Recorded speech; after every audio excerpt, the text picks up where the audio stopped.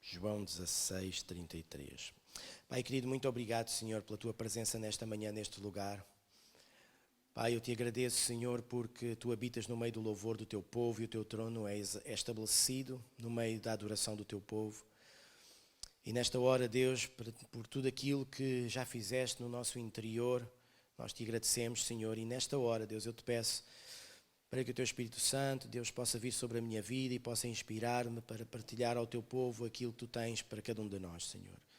Pai, que seja uma palavra fresca, que seja uma palavra que nos traga um entendimento diferente acerca do assunto que vamos abordar nesta manhã. Mas acima de tudo, Deus, que saia da minha boca as Tuas palavras e que no meu coração esteja o que está no Teu coração para sair. Em nome de Jesus te agradeço, Pai. Amém. Nós, ao longo desta semana, eu tenho estado com algumas pessoas e uma das coisas que nós temos falado com frequência é de que nós estamos a viver um tempo onde sabermos quem são as pessoas é uma coisa, conhecermos quem elas são é outra. Mas também estamos a viver tempos onde nós só conseguimos saber quem as pessoas são. Não conseguimos conhecer como elas são. E porquê? Porque o tempo que nós vivemos não nos permite hoje em dia fazer ou cumprir o segundo mandamento na íntegra. E qual é o segundo mandamento? Amarás o próximo como a ti mesmo. Jesus dizia, esse mandamento é bom, mas eu vos ordeno que a partir de hoje vocês vão amar uns aos outros da forma como eu vos amo. Essa é a melhor maneira. Mas hoje em dia nós notamos que tem sido difícil e é difícil pela própria imposição dos países, das nações, dos governos. É difícil para nós mantermos uma proximidade como até ao início desta pandemia existia. Hoje nós não conseguimos manter uma proximidade porque nós não podemos, e não sei se vocês já sabem das regras desta semana, a partir da meia-noite de quinta-feira, ajuntamentos públicos, sem contar com a igreja, graças a Deus, ajuntamentos com mais de 5 pessoas é proibido. Então, o governo está empenhado em que as coisas se cumpram a bem ou a mal, à força ou não. E nós temos que saber cumprir aquilo que o governo decreta. E vocês sabem que eu sou a favor disso, desde que isso não seja contrário àquilo que a palavra de Deus diz. Mas hoje nós vivemos tempos difíceis onde estarmos uns com os outros não é fácil. As próprias circunstâncias nos impedem de nos procurarmos uns aos outros com mais frequência. E quando às vezes nos procuramos, tentamos procurar gente que nós sabemos que por norma está connosco e às vezes quase que não está com mais ninguém. Porque nós sabemos que se estivermos com aquela pessoa e com aquela pessoa, só estamos com aquela pessoa e com aquela pessoa. E aquelas duas pessoas só estão ou com aquela ou comigo. E a outra só está ou com a outra ou comigo. Então há ali um grupo de pessoas que acaba por estar junta porque percebe que está junta entre elas, mas não podem alargar o círculo de relacionamento. Porquê? Não dá no tempo em que a gente vive. Eu e a pastora tentamos ajudar as pessoas sempre que possível, por chamada telefónica, por Zoom. E só quando é mesmo necessário é que nós estamos com as pessoas. Porquê? É porque a gente não quer estar com as pessoas? Não. É porque o governo diz que não pode ser. Porque se nós temos todos os cuidados que são necessários para podermos permitir que Deus nos proteja, porque a gente não pode querer que Deus nos proteja se nós não formos cumpridores do que é necessário da nossa parte cumprir. Mas Deus está presente e Deus protege se nós formos cumpridores. Então hoje em dia nós temos muita dificuldade, pelaquilo que nos é imposto, de termos relacionamento uns com os outros que nos permita o conhecimento uns dos outros e não só o saber que alguém existe. Mas há um mandamento que está acima daquele que nos exorta e nos manda a cuidarmos uns dos outros e a amarmos uns aos outros. Que é o mandamento que diz: amarás ao Senhor teu Deus acima de todas as coisas, com toda a tua força, com todo o teu entendimento, com todo o teu coração, com toda a tua alma, com tudo o que tu és, com tudo o que tu tens. Adora a Deus. Então, mesmo que não seja possível nos dias em que nós vivemos, termos relacionamento profundo com as pessoas presencialmente falando, há um relacionamento presencial que todos nós podemos ter diariamente com uma pessoa que é Deus. E esse relacionamento é mais importante do que qualquer outro que nós possamos ter uns com os outros. Até porque sem esse relacionamento que nós temos com Deus, dificilmente nós teremos relação uns com os outros. Porquê? Porque pelo nosso próprio amor humano, nós nunca conseguiríamos suportar a pessoa que está ao nosso lado. Mas o amor que temos por Deus e que Deus derrama no nosso coração pela intimidade e o relacionamento que temos com Ele é o que nos permite amar-nos uns aos outros e suportar-nos uns aos outros. Não é em vão que a Bíblia diz, suportai-vos uns aos outros. Em quê? Em amor. Mas suportamos-nos. Porquê? Porque o amor de Deus também está dentro de nós. E eu hoje trago aqui um assunto que pode ser um bocadinho complicado de entender ao princípio, mas vocês vão ter que me acompanhar até ao final da mensagem, está bem? E eu estou a dizer isto nesta manhã porquê? Porque hoje em dia é muito fácil nós pedirmos desculpa, mas é mais difícil pedirmos perdão. A gente pede desculpa por qualquer coisa e não tem mal nenhum pedir desculpa. Só que a gente faz um erro e comete uma situação complicada e a gente chega ao pé da pessoa, pá, desculpa. Mas o desculpa é tão fácil de pedir. E às vezes nem há intenção no desculpa. Mas é tão fácil a gente chegar e dizer, desculpa. É pá, desculpa lá. Mas pedir perdão é mais profundo e ninguém gosta de pedir perdão. As próprias palavras, as duas palavras, são difíceis, uma em relação à outra, uma é fácil de dizer, outra é difícil de dizer. E são duas palavras, mas cada uma delas carrega nela própria um significado completamente diferente uma da outra. Às vezes chegarmos ao pé de alguém e dizermos, eu sinto da parte de Deus, eu sinto que tu tens de fazer isto, eu sinto que Deus me está, eu sinto que tu tens de seguir aquele caminho, eu estou a sentir. O eu estou a sentir é diferente da gente chegar ao pé de alguém e dizer assim, Deus está-me a dizer e está a falar comigo acerca disto que eu tenho que falar para ti. São dois pesos diferentes. É tão fácil a gente chegar ao pé de alguém e dizer, eu estou a sentir. Mas chegar e dizer, Deus está-me a falar comigo e Deus está-me a dizer para eu te dizer isto. Porquê é que a gente não diz isto? Porque muitas vezes o que a gente sente não é o que vem de cima. Mas é fácil dizer eu sinto. Mas é difícil a gente dizer, Deus está-me a dizer. O que não é mau, significa que há aí algum temor. Pronto. Hoje em dia é tão fácil a gente chegar e dizer, vamos fazer uma reflexão juntos. Em vez de a gente dizer, vamos entender o Evangelho juntos. Vamos pregar. Vamos descortinar o Evangelho. Não, hoje em dia não, a gente usa o termo reflexão. Até porque a maior parte dos líderes e pastores e apóstolos e bispos e profetas e sei lá mais o quê, que são líderes e que exercem a liderança no meio da igreja, todos eles gostam de se formar em antropologia, que é o estudo do homem, ou em psicologia, ou gostam de se formar em psiquiatria, coisas que têm a ver com o foro psíquico, psicológico, humano de uma pessoa. Então eles, quando estudam essas coisas, eles já não estão tão interessados em absorver só o que está aqui, mas eles também querem debitar da boca para fora aquilo que aprendem na faculdade. Então a reflexão fazer uma reflexão é muito mais fácil do que pregar o Evangelho.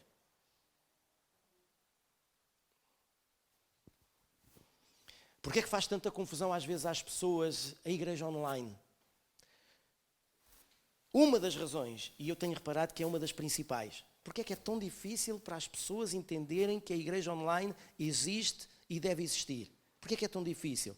Porque se nós não conseguimos ter relacionamento uns com os outros, de conhecimento, de proximidade, de entendimento, por causa do tempo em que vivemos com esta pandemia, então significa que as pessoas já não vão ver em nós, presencialmente, um testemunho de Cristo. Porquê? Porque não estão connosco. Então o nosso testemunho passa a ser, ou deixa de ser um testemunho presencial, para começar a ser um testemunho que as pessoas procuram aonde? Online. Aonde? Nas nossas redes sociais. Porque é muito fácil a gente vir à igreja, e é muito fácil nós na igreja batermos com a mão no peito e dizermos, eu amo Cristo, eu sigo Cristo, eu cumpro a palavra, mas a gente depois vai ao Facebook, ou ao Instagram, ou ao canal do YouTube, ou ao Twitter, ou a outra coisa qualquer, e a gente vai perceber que o que está na rede social não coincide com aquilo que se diz dentro da igreja.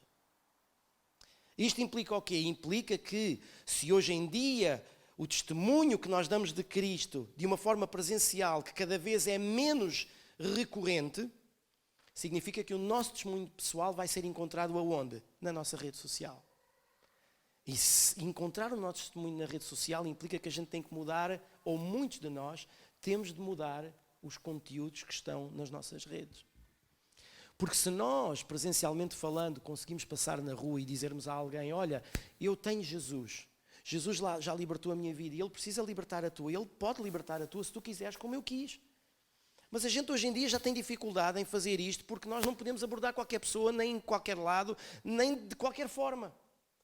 A sociedade já nos impede de darmos um bom testemunho de Cristo de uma forma aberta naquilo que diz respeito aos relacionamentos que nós desenvolvemos no dia a dia, porque estão mais limitados. Então, quando as pessoas querem conhecer a minha vida, o que é que elas fazem? Vão ao meu Facebook, vão ao meu Instagram, ou vão ao meu canal, ou a qualquer outra rede que eu tenha. E eles vão ver o que é lá, esperam entrar lá e perceber, espera, se ele diz que é cristão, então eu vou ter que entrar na rede social dele, vamos imaginar o Facebook, e quando eu entro no Facebook eu tenho que perceber que a vida dele está lá, ou espelha lá aquilo que ele diz ser. Então, eu já não posso estar no Facebook e publicar fotografias em fato de banho ou em biquíni. Porquê? Porque isso vai suscitar coisas erradas na pessoa que estiver a olhar para ali. Então, espera lá, ele é cristão e tal, e está aqui com este biquíni todo e com esta coisa toda. Este é um exemplo, há montes, cada um encaixa isto como quiser. Percebem, queridos? Eu falo por mim. Porque apesar de eu não ter situações complicadas nas minhas redes sociais e não tenho situações que escandalizem alguém, quem entrar no meu Instagram ou no meu Facebook vai perceber que eu sou cristão e vai perceber que eu não tenho dificuldade nenhuma lá em colocar coisas que digam que eu sou cristão. Mas eu já percebi há muito tempo que as redes sociais hoje em dia são a nossa ferramenta de evangelismo. Há uma quantidade de pastores e líderes que são equilibrados e que hoje fazem uma coisa muito interessante. Se as pessoas não podem ir à casa deles e nós não podemos frequentar a casa uns dos outros com a mesma frequência com que fazíamos antes da pandemia, às vezes eles levam as pessoas a entrar em casa deles através das redes sociais.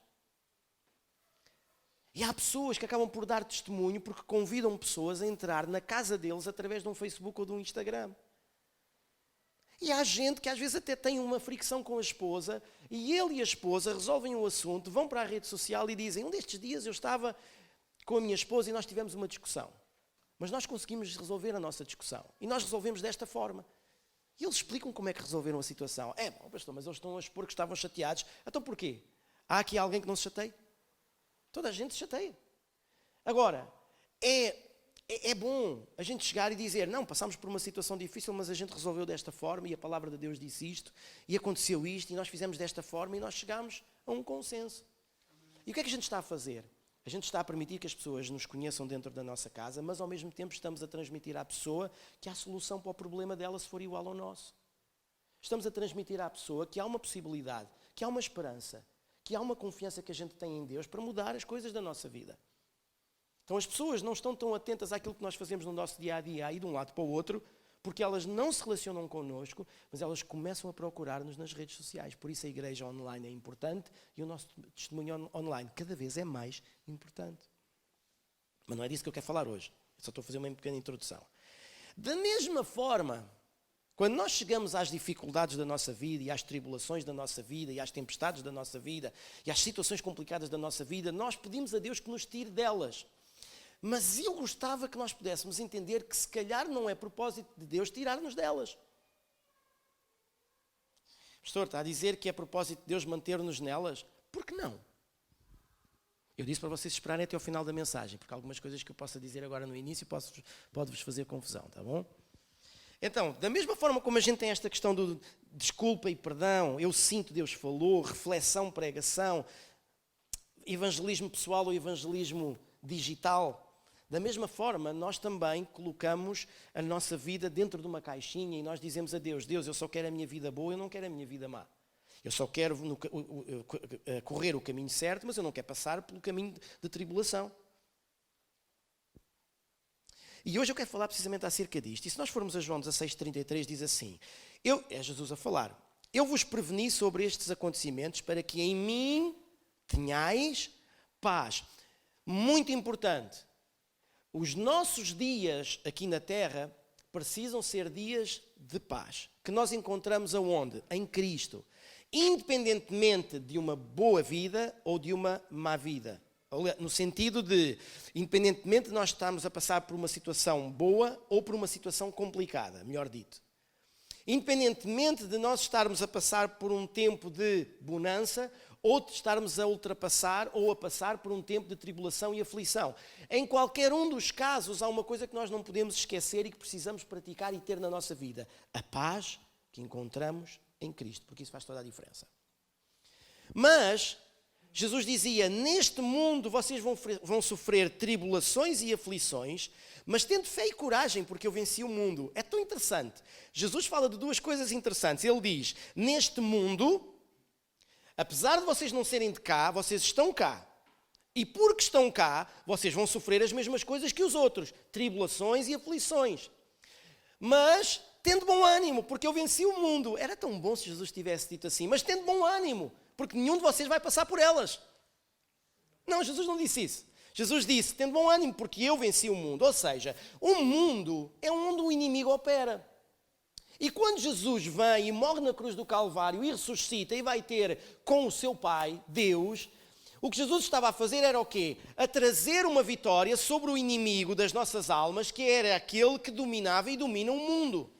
Então, quando Jesus diz: mas tenham calma porque eu venci o mundo, ou seja, no mundo, porque vocês estão lá, tenham paz em mim e fiquem tranquilos porque eu já vos dei a vitória daquilo que existe no mundo. Mas as tribulações e as aflições, vocês passam por elas. Pastor, então eu vou só passar por aflições e tribulações de vez em quando? E se eu vos dissesse que é suposto a gente passar aflições e tribulações toda a nossa vida? O problema é como é que a gente as vê e como é que a gente pensa nelas. E é isso que vamos falar. No domingo passado, nós falámos acerca de Jeremias 29:11. Lembram-se do versículo? Porquanto somente eu, Deus, conheço os planos que determinei a vosso respeito. Planos de vos fazer prosperar e não de vos causar dor e prejuízo, planos para vos dar esperança e um futuro melhor. Ou seja, o que Deus estava a dizer ao povo de Israel naquela altura era: tranquilos, fiquem tranquilos. O que eu tenho planeado para vocês, eu é que sei, mas não é de dor nem de prejuízo, é sempre de prosperidade, de um futuro melhor e de paz. Fantástico. Só que a gente tem que perceber que no capítulo 29, e falámos disto no domingo passado, o povo de Israel fez a asneira, decidiu mal, decidiu seguir caminhos errados, afastou-se de Deus e ele estava todo desordenado. E Deus teve que arranjar uma forma de meter aquele povo na ordem. E o que é que Deus fez? Pega no povo e leva-o para a Babilónia. E se vocês lerem, vocês vão perceber que isto está no YouTube, em Nike Torres Vedras, a mensagem do domingo passado. E diz que Deus, por causa daquilo que o povo fez, levou o povo para a Babilónia. O mais engraçado é que o povo não era cristão da Babilónia, mas foi lá que Deus colocou. Agora, Deus podia ter tirado o povo de lá ou não? Podia. Mas se foi o próprio Deus que o levou para lá, significa que era preciso que eles lá estivessem por um tempo, até que, se vocês lerem o capítulo todo por aí fora, até que eles tivessem ordem no casamento, até que eles tivessem ordem nas finanças, até que eles tivessem ordem nos bens pessoais deles e principalmente para que eles pudessem pôr em ordem o relacionamento deles com Deus. Então, eles fizeram a asneira, Deus pega no povo, leva-os para a Babilónia, sofrem na Babilónia, era a aflição deles, era a tribulação deles, e Deus diz: agora vocês vão ter que pôr toda a vossa vida em ordem, inclusive o vosso relacionamento comigo, e depois disso, então eu vou agir. Mas apesar de Deus, e o que é que Deus estava a dizer? Deus ia agir para colocá-los de volta de onde os tinha tirado inicialmente, que era onde eles deviam estar e onde eles queriam estar. Só que Deus não os desamparou enquanto eles estiveram na Babilónia. O que é que Deus fez? Deus disse-lhes: agora vocês vão contribuir para a prosperidade desta cidade, porque é aqui que vocês também vão ser prósperos, com a prosperidade da cidade. E tudo aquilo que se desenvolver nesta cidade, vocês vão poder usufruir disso. Então, apesar de Deus estar a trazer uma lição sobre o povo, apesar de ter sido Deus a colocar o povo lá, apesar de Deus dizer que num determinado momento, quando Deus achasse que tudo já estava restaurado, então Deus iria levá-los novamente de onde os tinha tirado, que era onde eles queriam estar e onde deveriam estar, mas enquanto isso não acontecesse, e levou 70 anos até acontecer, Deus não os desamparou. E Deus fê-los prosperar e fê-los organizar a vida deles num ambiente pagão. Num povo que não era cristão. Mas agora vamos pensar, porquê é que Deus os colocou lá? Respondam-me lá. Porquê é que Deus os colocou na Babilónia? Porque eles tinham decidido mal. Porque eles fizeram asneira. Porque eles afastaram-se de Deus. Porque eles quiseram obedecer a outros ídolos. E adoravam falsos deuses. Então foi preciso Deus pegar neles e dar-lhes uma lição. Mas nunca os desamparou e até os abençoou. Porque naquele tempo e naquela terra, eles venderam casas, compraram terrenos, plantaram vinhas, enriqueceram, prosperaram.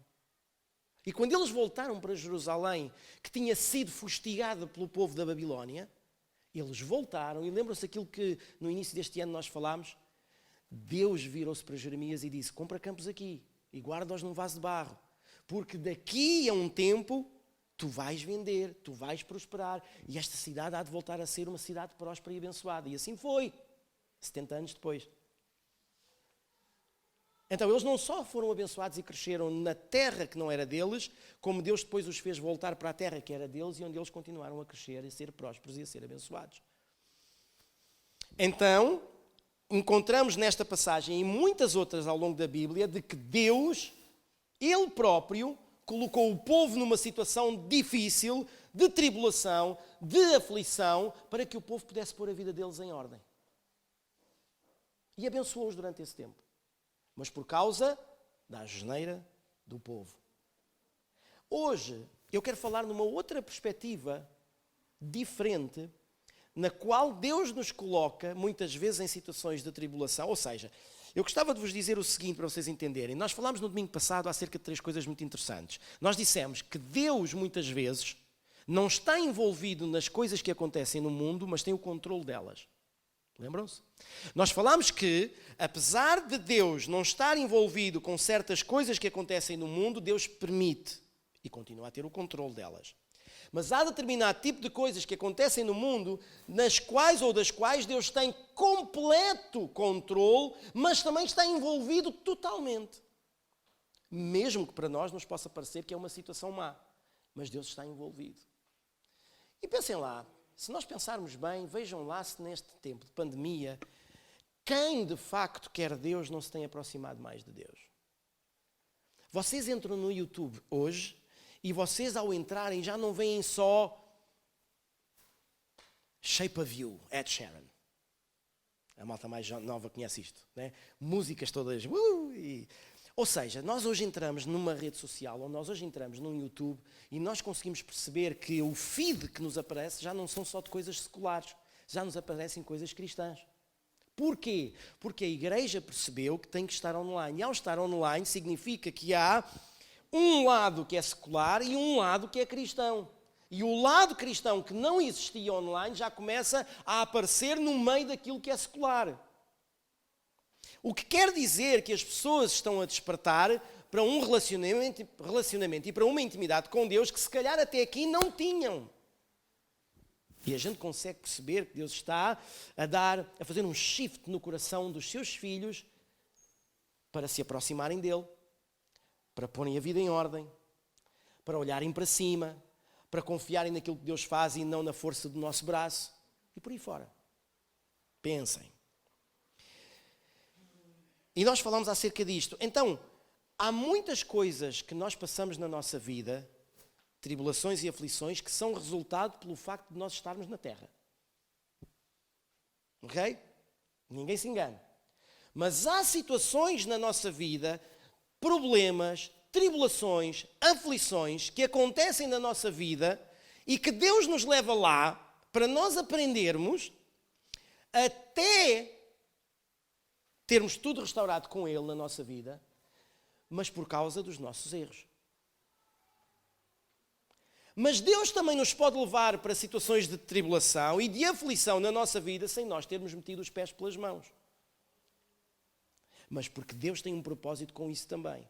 E nesses tempos em que Deus nos leva para essas tribulações e aflições, onde parece que nós não percebemos, eu não fiz nada de errado, estou bem com Deus.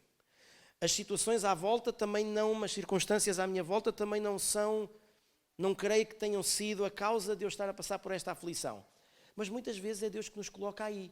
Só para nós vermos uma coisa que nós nos esquecemos com muita frequência. Que Ele é um Deus com poder e Ele age com poder. E nós hoje vamos falar acerca de um dilema. O que é um dilema? Um dilema é quando a gente tem de um lado uma coisa que nós não conseguimos decidir e que é má, e do outro lado temos outra coisa que nós não conseguimos decidir e que é má também.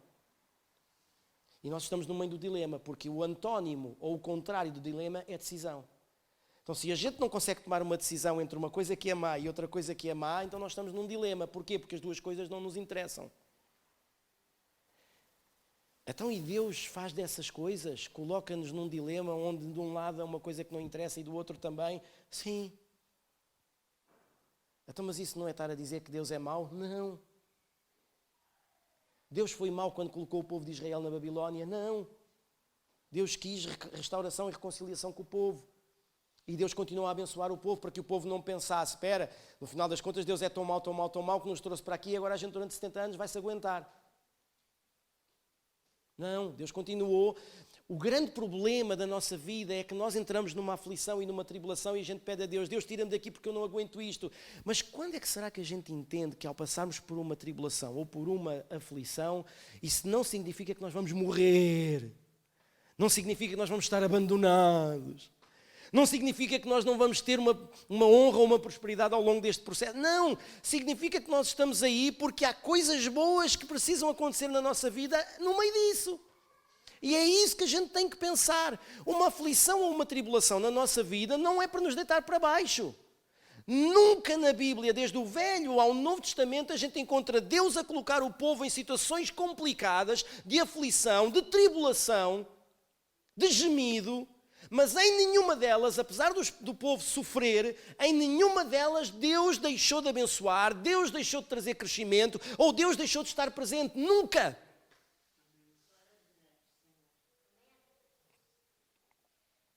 Significado de dilema. Designação de circunstância em que o indivíduo é obrigado a optar por uma de duas hipóteses que ambas são más. Escolha complicada, penosa ou ingrata. Situação que não apresenta uma solução satisfatória. São duas coisas más, mas se eu for para ali, se calhar aquela é capaz de ser mais funcional do que aquela. Não, não existe. As duas não são satisfatórias. Sinónimo, dúvida ou problema. Okay? Um dilema é uma dúvida, é um problema. A gente não consegue decidir porque não há decisão naquilo. O pastor está a dizer que Deus nos leva a situações dessas?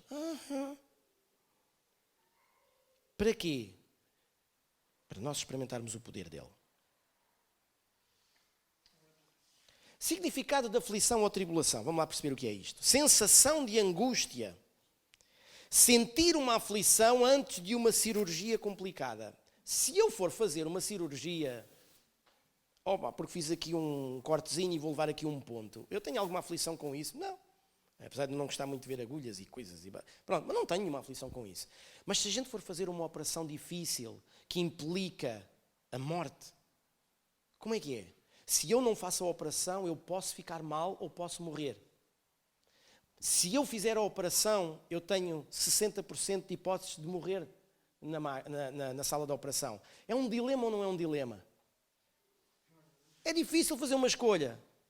Ok, se eu não for, eu vou morrer, mas se eu fizer a operação, também tenho a possibilidade de morrer. É um dilema. Nenhuma delas é interessante.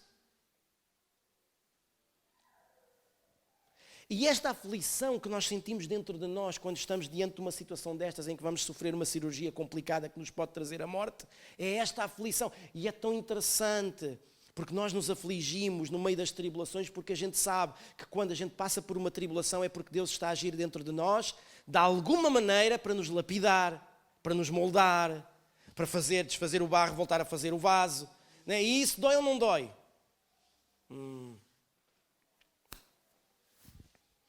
Olhem o que diz 2 de Coríntios, na minha versão. 2 de Coríntios. Eu vou ler nesta versão interessante, porque é mais explícita. Okay? 2 de Coríntios, no capítulo 4, versículo 17, diz assim. Olhem, escutem bem.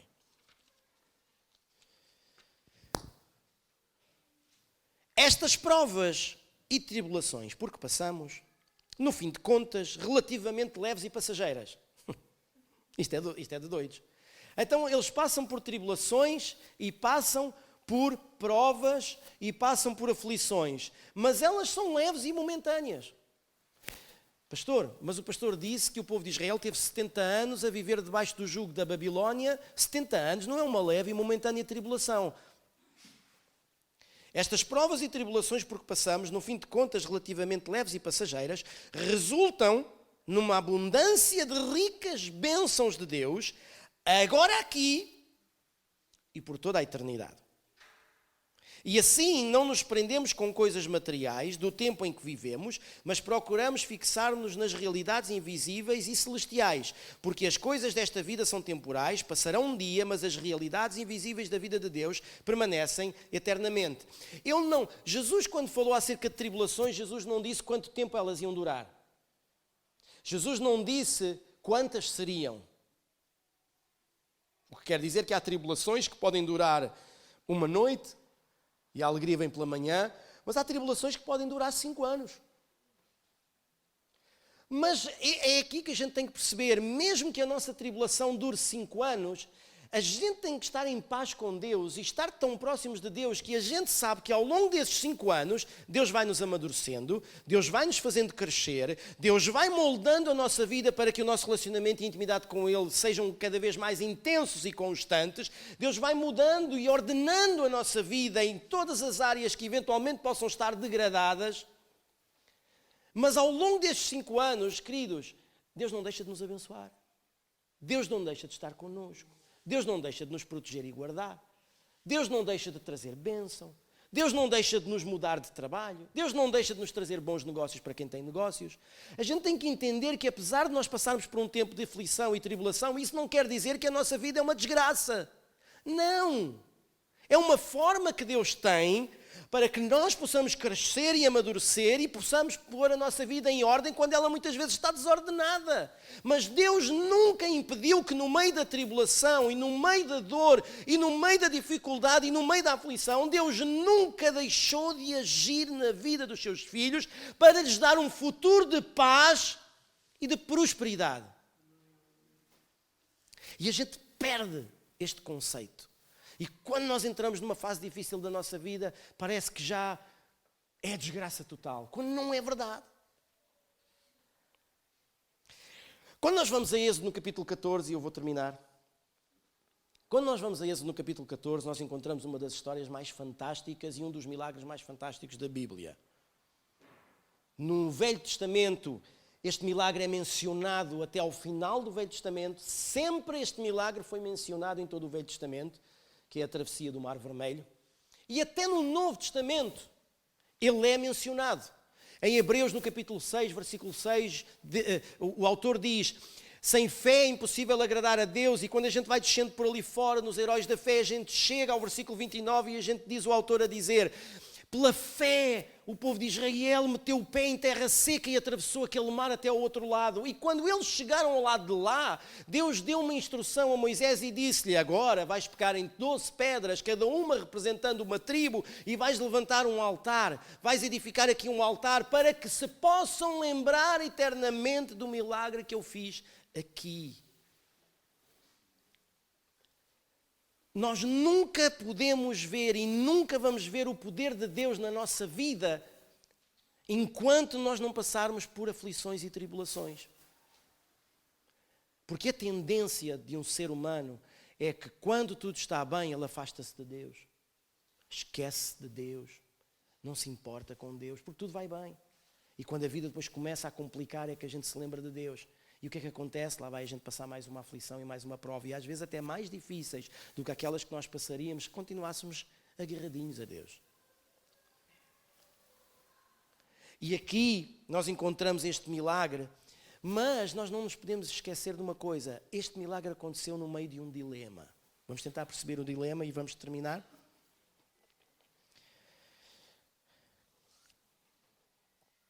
Deus preparou um encontro com o povo através de um dilema. Vamos tentar perceber o contexto desta história. O povo de Israel está no Egito. Vocês sabem que o povo de Israel tornou-se escravo do Egito quando José morreu. E quando José morreu, Faraó pegou no povo de José, escravizou o povo de José. Agora eu faço uma pergunta, vocês podem pensar, bem, mas uma vida, 400 anos de escravidão é muito tempo. Sim, é verdade, mas eles deixaram de ter comida? Não. Eles deixaram de ter casa? Não. Era uma vida de escravos, é verdade, mas eles tinham o que era necessário para eles viverem, apesar de ser uma vida de escravo. Mas aqui nós encontramos Moisés a chegar ao pé de Faraó e a dizer a Faraó, olha, hão de vir aí 10 pragas, cada uma na sua vez, até tu deixares sair o meu povo daqui. E quando aquelas 10 pragas aconteceram, Faraó, mesmo com um coração duro, disse a Moisés, pega lá no teu povo e vai embora. Agora eu faço uma pergunta, o povo clamava ou não clamava por livramento? Clamava. E ao final de 400 anos, Deus trouxe livramento ao povo de Israel. E o povo de Israel saiu dali. Agora eu faço uma pergunta, Deus respondeu à oração do povo ou não? Respondeu. Mas quando nós chegamos aqui ao Mar Vermelho, e quando nós percebemos que há um dilema aqui, a gente diz assim, espera lá, então Deus respondeu à oração deles para que eles pudessem ser livres. Mas depois Deus leva-os a um dilema onde eles não conseguem decidir entre uma coisa e outra porque as duas são más. Então parece que Deus os levou para uma armadilha.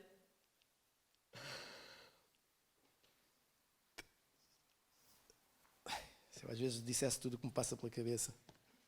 Então olhem, Êxodo 13, 17. Ora, quando Faraó deixou o povo partir, Deus não o guiou pela rota da terra dos filisteus, embora esse fosse o caminho mais curto. Porquanto entendeu o Senhor, para que porventura o povo não se arrependa do passo dado ao deparar-se com uma guerra com os filisteus e volte para o Egito. O que é que Deus fez? Deus levou o povo de Israel pelo caminho mais longo para que ele não fosse pelo mais curto e ao encontrarem aquela dificuldade pelo caminho, eles duvidassem e quisessem voltar para trás. Vejam o que Deus fez. Então Deus levou o povo pelo caminho mais longo. Agora eu faço uma pergunta. Neste versículo, quem é que a gente lê que guiou o povo?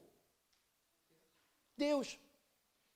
Agora, Deus não quis guiar o povo pelo caminho curto para impedir o povo de, no meio daquela dificuldade, pensasse regressar de onde tinha saído. Então Deus guiou o povo pelo caminho mais longo. Mas foi Deus quem guiou.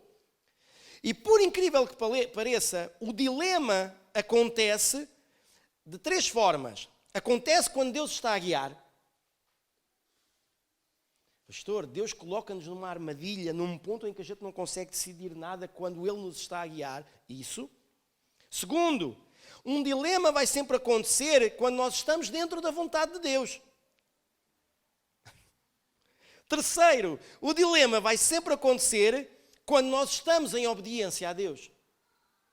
Deus guia, estamos em obediência e estamos dentro da vontade de Deus. E é precisamente aí que Deus cria um dilema na nossa vida.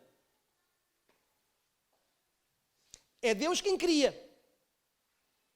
O que é que nós falámos? Há circunstâncias na nossa vida, exteriores à nossa vida, que nos podem trazer dificuldades, tribulações e aflições. É normal, estamos cá no mundo como qualquer outra pessoa está. Mas na maior parte das vezes, Deus leva-nos a tribulações e aflições porque nós metemos os pés pelas mãos. Outras vezes nós não fizemos nada de errado. Mas Deus simplesmente nos leva até um dilema para que nós possamos ver o poder dele a agir na nossa vida. De outra forma, nós não veríamos o poder de Deus. Porquê é que este milagre foi tão badalado desde o Velho Testamento ao Novo Testamento e até aos dias de hoje? Porque houve uma razão de ser nisto. Então Deus vai guiá-los pelo caminho mais longo para que eles não fossem pelo mais curto e depois não tivessem que voltar para trás com medo da aflição ou da afronta ou do combate ou da guerra. Versículo 21 e 22 diz assim, do mesmo capítulo. Durante o dia o Senhor ia adiante deles. Quem é que ia adiante deles? O Senhor. Numa coluna de nuvem para guiá-los no caminho e de noite numa coluna de fogo para iluminá-los e assim podiam caminhar de dia e durante a noite. A coluna de nuvem não se afastava do povo o dia inteiro, nem a coluna de fogo durante toda a noite. O que é que isto quer dizer? Que Deus estava a guiá-los por inteiro. Que Deus tinha o controle de toda aquela situação por inteiro. E que Deus tinha permitido tudo aquilo e tinha o controle de toda aquela situação. Agora vamos lá ver. Versículo 2 do capítulo 14. diz aos filhos de Israel que retrocedam e acampem diante de Piairote, entre Migdol e o mar. Este é o mar que eles atravessaram. Acampai-vos à beira-mar, de fronte de Baal-Zephon. É importante a gente perceber aqui uma coisa muito interessante. Eles iam direitinhos ao lugar que Deus queria que eles fossem. Mas Deus disse assim, agora vocês vão retroceder um bocadinho e vocês vão ficar neste lugar que eu vos disser. E eles ficaram ali acampados. Agora, eles estavam acampados num sítio e deste lado eles só tinham o mar. Então, uma parte do dilema já lá estava. Porque ninguém vai atravessar um mar olhando para ele, eu vou-me afogar, eu vou morrer aqui. Então, ali já estava uma parte do dilema. Vamos ver onde é que estava a outra parte do dilema. Versículo 3. E assim o faraó há de pensar acerca dos filhos de Israel, eis que os israelitas estão perdidos no deserto, vagando atónitos pelo deserto, sem rumo, sem saberem para onde vão. O que é que Deus estava a dizer? Não, vocês vão ficar acampados aí, e enquanto vocês estiverem acampados aí, fiquem tranquilos, porque o faraó vai pensar que vocês estão completamente perdidos, que não há hipótese, ele nem se vai preocupar sequer em ir atrás de vocês, porque ele sabe que vocês estão ao Deus dará, como a gente diz em português. Só que o que é que acontece? Deus coloca-os numa situação de armadilha, de dilema, mas está a guiá-los e a conduzi-los lá, ao dilema. Agora, muitos podem pensar que Deus não pode fazer isto e que Deus não é Deus para fazer estas coisas porque isto parece que ser de um Deus mau. Mas não, é de um Deus bom que faz estas coisas para nos ensinar e para nós vermos o poder dele. E agora olhem, é muito engraçado. Quando tu estás num dilema, tu não consegues encontrar uma saída. Porque tu estás para um lado ou para o outro, tu não te podes mover dali. Tu não tens possibilidade de fazer nada. Dependes só de uma pessoa. Deus. Às vezes a gente passa pelas aflições e pelas tribulações e não podemos fazer nada, não encontramos uma saída, não encontramos uma solução. Não dá. E a gente só diz, Deus, se não fores tu, não há hipótese. É aqui que eu fico. É aqui que eu morro. É aqui que eu me desgraço todo. Mas a gente precisa entender que na maior parte das vezes passamos pelas aflições e as tribulações porque é Deus quem nos conduz lá para nos ordenar a vida e ao mesmo tempo para nós vermos o poder dele. Ok? Então, o Êxodo no capítulo 14 e no versículo 4, olhem o que Deus faz. Não, fica o povo de Israel aí, daquele lado tem o mar, está pacífico, não há problema nenhum. O faraó vai pensar que eles estão todos perdidos, que se calhar muitos já morreram, não têm para onde ir, morrem à sede, morrem à fome. Pronto, nem precisamos nos preocupar com ele. Mas só por via das dúvidas, no versículo 4, Deus diz assim, então, eu vou endurecer novamente o coração de Faraó. Ou seja, Faraó amoleceu o coração para deixar sair o povo de Israel, não se preocupou mais com o povo de Israel porque pensou que ele tinha morrido todo no deserto por ele próprio, e então Deus resolve fazer uma partida ao povo de Israel, e vai e endurece o coração de Faraó, e ele vos perseguirá, mas eu serei glorificado no Faraó e em todo o seu exército, e os egípcios saberão que eu sou Jeová. E eles assim fizeram. Versículo 8. E o Senhor endureceu o coração de Faraó, rei do Egito, e este perseguiu os israelitas que marchavam triunfalmente. Ou seja, o povo de Israel estava, uau, a gente tem aqui o mar, estamos acampados aqui, mas a gente vai para onde Deus nos quer mandar. Pacífico. Agora imaginem lá quando eles estão acampados e têm o mar de frente e de repente olham para trás e vem o exército de Faraó. Para onde é que eles fogem? Para onde é que eles fogem? Para lado nenhum. E vocês dizem assim, uau, então Deus respondeu às orações deles e tirou-os do Egito e agora leva-os para um dilema para onde eles não podem fugir dali. Claro que não. Deus queria ensinar a eles muitas coisas e Deus queria que eles vissem o poder de um Deus que era o Deus deles e que tudo pode. E a gente nunca vê o poder de Deus a não ser no meio de uma dificuldade ou no meio de uma tribulação ou no meio de uma aflição. Eu prefiro passar por tribulações e aflições a minha vida toda e ver constantemente o poder de Deus a agir e Deus a abençoar a minha vida no meio de uma dificuldade do que querer que Deus me livre de todas elas. Até porque o salmista nunca disse, Deus, não me faças passar pelo vale da sombra da morte. Não, ele dizia ainda que eu passo pelo vale. Significa o quê? Ele vai lá estar muita vez. Mas eu não vou temer mal algum, porquê? Porque tu estás comigo. Então eu vou passar por lá. Tenho que passar por lá. Eu não sei qual é a dimensão do vale, nem sei qual é a profundidade do vale. Mas eu sei que tu vais lá estar. Eu sei que o fim dele há de chegar. Mas enquanto eu estiver lá, tu estás comigo. Então eu não temo. Alguma coisa boa vai acontecer daqui. Por isso a Bíblia diz que todas as coisas contribuem para o bem daqueles que amam a Deus. E todas as coisas não é só o que é bom. Há sempre alguma coisa que a gente pode tirar daquilo que está a passar.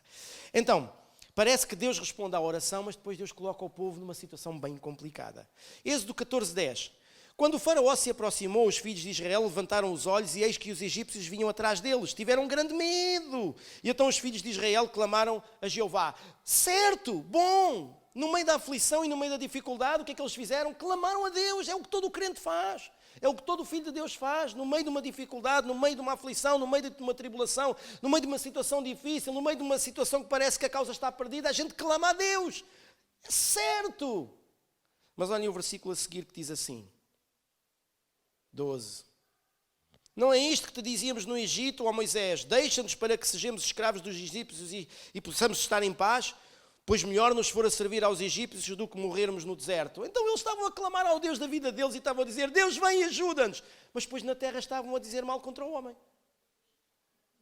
O grande problema pelo qual o povo de Israel sofreu o que sofreu é porque tinham a língua comprida e eram murmuradores. Que nos adianta no meio de uma dificuldade e de uma tribulação, nós chegarmos e levantarmos a nossa voz e dizermos, Deus, ajuda-me. Se a gente pede a Deus que nos ajude, mas depois aqui na terra a gente fala mal contra tudo e contra todos.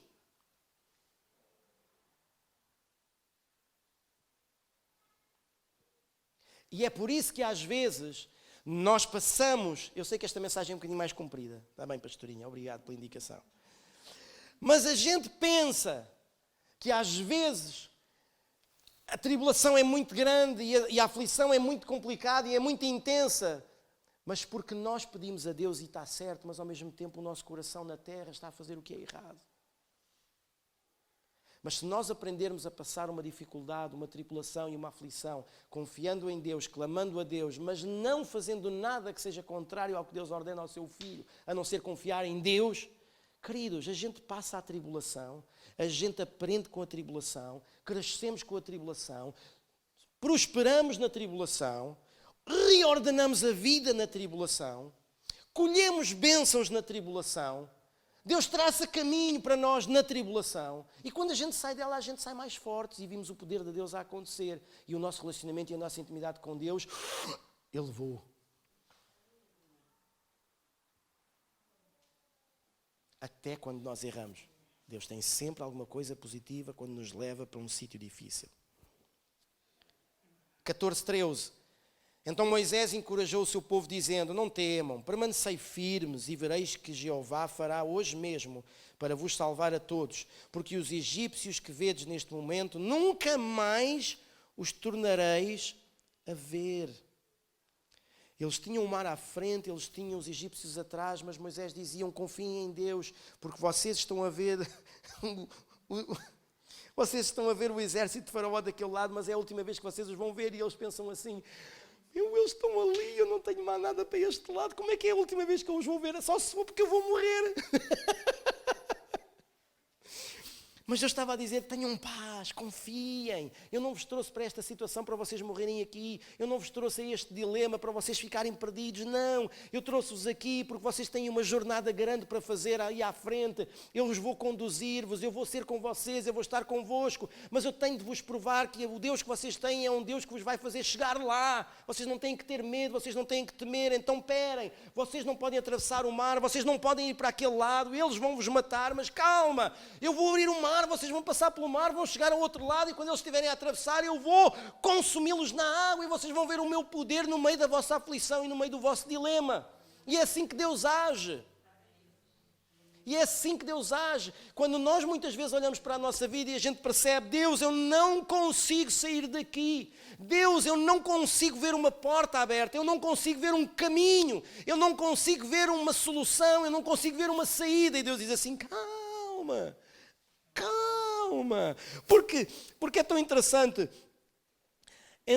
Êxodo 14:15, então o Senhor indagou a Moisés, porque clamas a mim? Diz aos filhos de Israel que marchem. Então, marchamos para onde? Para aquele lado não podemos, que levamos com uma lança. Para ali, como é que a gente marcha? Êxodo 14:31. Não, um bocadinho mais acima. Êxodo 14:14. Jeová combaterá por vós. Quanto a vós, acalmai-vos e ficai calados. Estejam quietos e calem-se. Ou seja, clamem a mim, mas não murmurem. Clamem a mim, mas não falem. Clamem a mim, mas não critiquem. Clamem a mim, mas não queiram e não desejam o passado de onde vocês vêm. Não fechem a boca, chato. Quietos. E vê da minha salvação. E foi assim que eles viram a salvação. Calaram a boca e clamaram a Deus. Êxodo 14:31, Israel viu o maravilhoso poder do Senhor e depositou nele a sua confiança, como também em Moisés, seu servo, por ter operado aquele milagre. Quando é que o povo teve certeza que aquele Deus ia ajudar o povo a chegar à terra prometida? Quando eles viram o poder de Deus a agir. A gente às vezes esquece disso. Que temos um Deus que pode todas as coisas. Acaso há alguma coisa que seja demasiadamente difícil para ti? Não, não há. E eu quero terminar com 2 Coríntios 4:8. É por isso que Paulo podia dizer estas coisas, e recapitulando um bocadinho o versículo lá atrás. Porque é que as tribulações e as aflições eram leves e momentâneas? Porque se nós pensarmos que a nossa vida aqui na terra é este pedacinho, daqui para ali a gente tem uma eternidade. Uma eternidade. Então, as aflições, as provações, as tribulações, as situações difíceis que nós hoje aqui podemos passar são leves e momentâneas comparadas com o propósito que Deus tem para a nossa vida por toda a eternidade. Então quer dizer o quê? Que nós podemos passar a nossa vida toda na terra no meio das tribulações e das dificuldades? É possível. Se nós tivermos a certeza que o Deus que tudo pode está connosco. Então a gente passa pelas situações difíceis, pelas tribulações, passamos pelas complicações da nossa vida, mas continuamos a prosperar dentro delas, continuamos a crescer dentro delas, continuamos a ter intimidade com Deus dentro delas. Tudo funciona quando Deus está. E olhem, 2 Coríntios 4:8 e 9, sofremos pressões de todos os lados, contudo não estamos arrasados. Ficamos perplexos com os acontecimentos, mas não perdemos a esperança. Perplexidade é uma indecisão entre duas coisas. Nós estamos perplexos, não sabemos o que fazer, não sabemos como agir, não sabemos como decidir, porque as duas coisas não dá. Perplexidade. Mas não perdemos a esperança. Somos perseguidos, mas jamais desamparados. Somos abatidos, mas nunca destruídos. Porquê é que Paulo podia dizer estas coisas? Porque Paulo tinha um entendimento de que tinha Deus na vida dele e que ele estava próximo de Deus. E que mesmo quando ele fazia coisas erradas, Deus levava-o às aflições, mas nas aflições Deus estava com ele e prosperava-o e abençoava-o e fazia-o crescer. Mas quando Paulo não tinha nada a ver com as aflições nem com as circunstâncias, Deus levava-o a essas aflições e a essas circunstâncias para que, ponto 2, ele pudesse ver o poder de Deus a agir e nunca duvidasse que o Deus que ele tinha podia todas as coisas até ao fim da vida dele. Então, queridos, quando tu passares por uma tribulação, quando tu passares por uma aflição, quando passares por uma situação complicada, quando tiveres um dilema na tua vida em que tu percebes e sabes, eu não sei o que fazer, é um momento certo para tu veres o agir de Deus. É um momento chave para tu confiares em Deus. Então eu gostava que tu saísses daqui nesta manhã com 3 coisas no teu coração. A primeira, há coisas na nossa vida que são exteriores a nós, que fazem parte desta vida e deste mundo, que chegam à nossa vida e que nos podem trazer alguma aflição e alguma tribulação. Mas tendo bom ânimo, porque Deus venceu o mundo. Tendo bom ânimo, porque Deus está com vocês. Não é isso que vos vai levar para baixo. Mas também temos que perceber que muitas vezes Deus leva-nos às aflições e às tribulações porque nós fizemos a asneira e precisamos restaurar a nossa vida em alguma área ou em todas as áreas dela. Terceiro aspecto, muitas vezes Deus leva-nos às tribulações e às aflições para que aí nós possamos ver de uma vez por todas que Ele tem poder e Ele é o único Deus. Digo-vos, se Deus me levar a aflições e se Deus me levar a provações e a tribulações, onde eu possa continuar a crescer, a ser próspero, a ser abençoado, mesmo que eu tenha choro, mesmo que eu tenha angústia, mesmo que eu tenha sofrimento, mas eu continuar a experimentar esse tipo de crescimento de Deus na minha vida e eu continuo a ver o poder de Deus a agir no meio das minhas aflições, então que Deus me aflija até ao final da minha vida. Porque eu sei que no momento em que a minha vida não passa por situações mais complexas e mais complicadas, é esse o momento onde o inimigo vem, onde me afasta de Deus. O espinho na carne de Paulo fazia o quê? Com que ele estivesse sempre próximo de Deus. Então, se no início havia algumas coisas que eu possa ter dito que vos fez confusão, se calhar agora já não faz tanta. Queridos, Deus tem sempre o controle de tudo. E quando vocês passarem por situações difíceis, daqui para a frente, quando vocês passarem por situações difíceis, confiem em Deus. E não pensem que essa situação difícil é para vos abater, ou é para vos destruir, ou é para vos trazer a morte. Não. Serve para vocês crescerem, serve para continuarem a ser abençoados, serve para continuarem a ter um caminho definido, serve para todas essas coisas. E acima de tudo, para verem o poder de Deus a agir na vossa vida, na vida dos outros e na vida dos outros através da vossa vida. E isso é muito importante. Vamos orar? Amém.